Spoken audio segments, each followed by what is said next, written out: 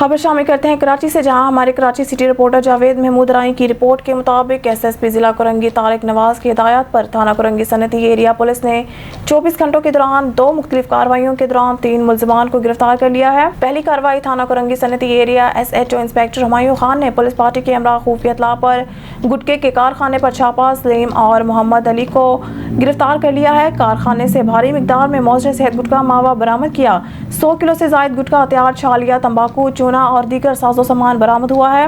دوسری کارروائی تھانہ کرنگی صنعتی area S H O inspector Humayun Khan نے پولیس پارٹی کے ہمراہ دوران پیٹرولنگ گشت کرنگی کازوے عالمگیر کے قریب 2 اسٹریٹ کرمنلز شہری سے چھینا جھپٹی کی واردات کر رہے تھے۔ پولیس موقع پر پہنچ گئی۔ پولیس اور اسٹریٹ کرمنل کے درمیان فائرنگ کا تبادلہ کے بعد ایک اسٹریٹ کرمنل زخمی حالت میں گرفتار، ملزم کا ساتھی تنگ راستے کا فائدہ اٹھاتے ہوئے فرار ہو گیا، جس کی تلاش جاری ہے۔ گرفتار زخمی ملزم سے اسلحہ، ایک ٹی ٹی پسٹل اور چھینے ہوئے 3 موبائل فون برآمد۔ گرفتار زخمی اسٹریٹ کرمنل ملزم کی شناخت رفیع اللہ کے نام سے ہوئی۔